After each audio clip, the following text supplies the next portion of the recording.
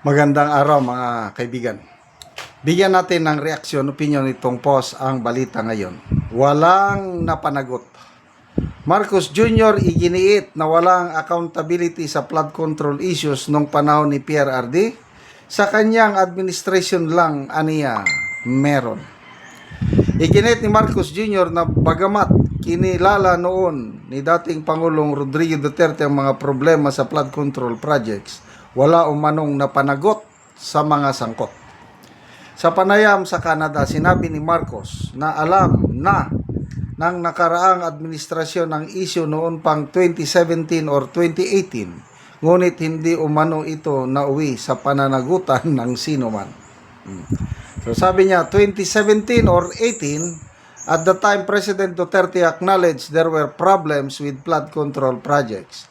Pero wala namang nangyari. He did not find accountability in anybody. Ibinida din ng Pangulo na sa kanyang administrasyon lamang nagsimula ang mga konkretong hakbang upang imbestigahan at papanagutin ang mga sangkot sa umano'y anomalya sa bilyon-bilyong pisong flood control projects.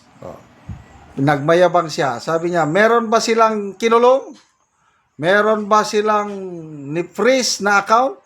Meron ba silang mga investigasyon na ginawa? Wala. Sa akin lang. Talagang iba talaga itong Pangulo. Ang mga post na nababasa ko, may tama talaga siya. Yes. Pasensyaan nyo na lang. Tingin niya sa sarili niya, he's one of the best presidents the country ever had.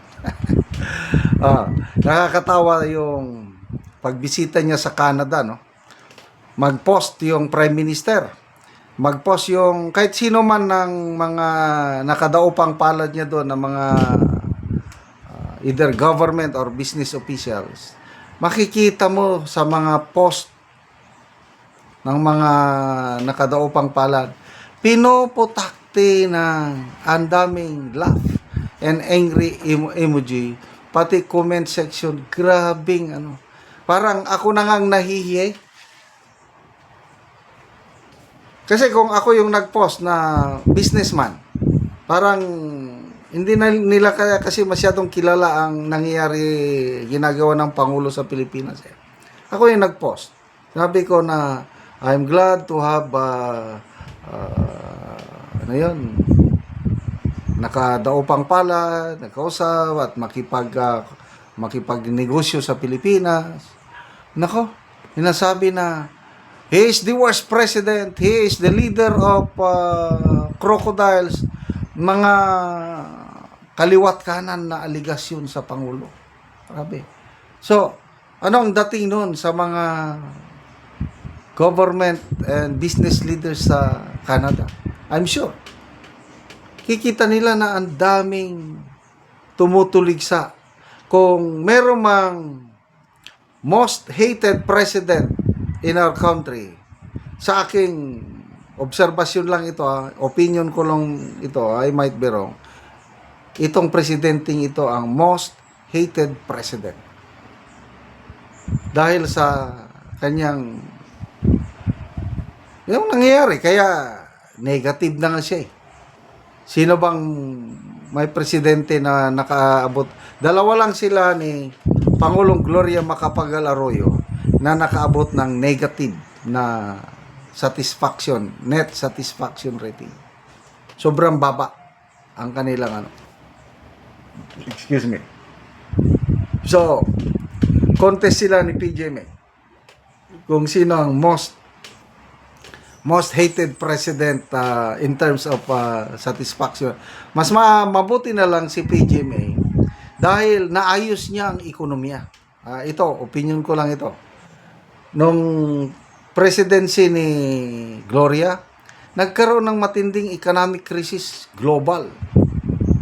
Kaya lang dahil ekonomista si Gloria, nagkaroon tayo ng magandang pundasyon, yung naiset ni Gloria yung mga economic reforms para nalampasan natin yung mga global economic crisis ng mga panahong iyon. Kaya to may between PGMA and PBBM, mas okay ako kay PGMA. But parehas sila na nagkaroon ng mga aligasyon, mga akusasyon ng katiwalian. But right now, ngayon lang nangyari yung napakatinding nakawan sa ating gobyerno. Itong panahon ng Marcos Jr. na ipinagmamayabang pa niya na siya daw ang nagsimula sa investigasyon. Dapat makinig siya kay former Finance Secretary Benjamin Diokno na the President is to blame. Kasalanan ng Pangulo bakit nangyari yung mga ganong insertion sa budget. Kasi hindi niya prinactice yung kanyang line veto power. Wala lang, pa-review lang kuno sa mamaya nagbeto siya, kakaunti, ilang milyon lang. Perma ng perma, yung pala ang dami ng blank items. Pinabayaan lang. Kaya tama si yung panawagan ni Congressman Edgar Eresi na command responsibility ito. Yan ang hindi naintindihan ng Pangulong Marcos yung principle of command responsibility.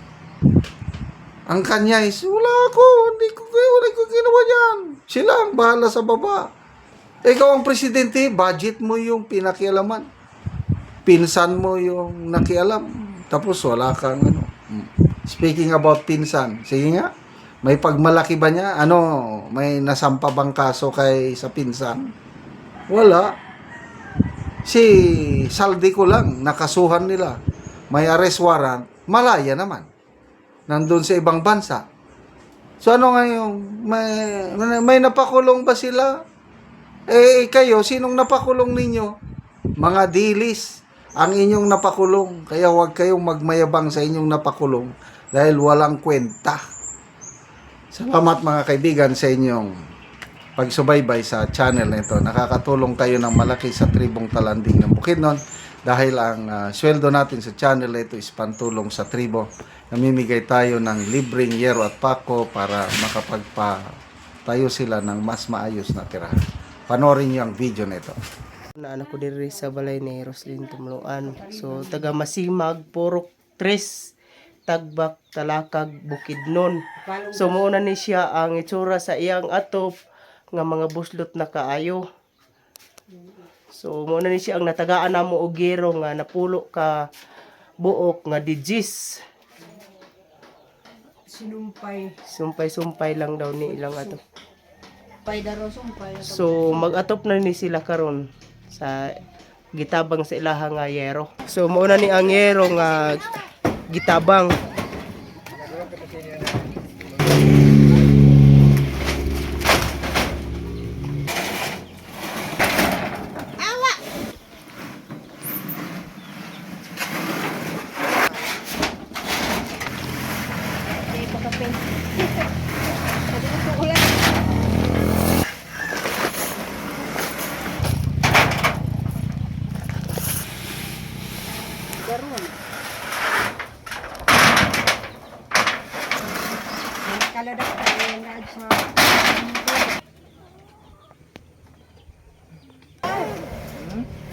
Lusok ka kan.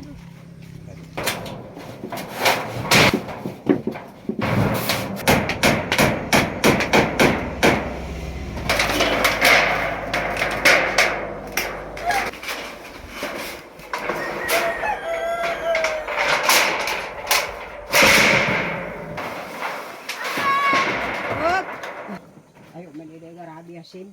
O karon naman na gid sa pag-atop ang ginatabang nga yeros makita gid nato nga nakaatop na gid siya. Salamat sa Ginoo nga napulihan ako nga atop. 30 na katuig. Ay no. Oo, 30 na to katuig ante. Oo. So unsa ri ante ang inyong trabaho lang? Musura.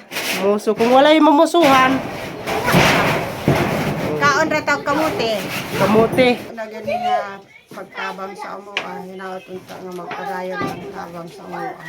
Oo, salamat kayo, ante. Salamat kaayo sa sin. Mm. Kakaayo akong atop. Dili na may maulanan. Salamat kaayo.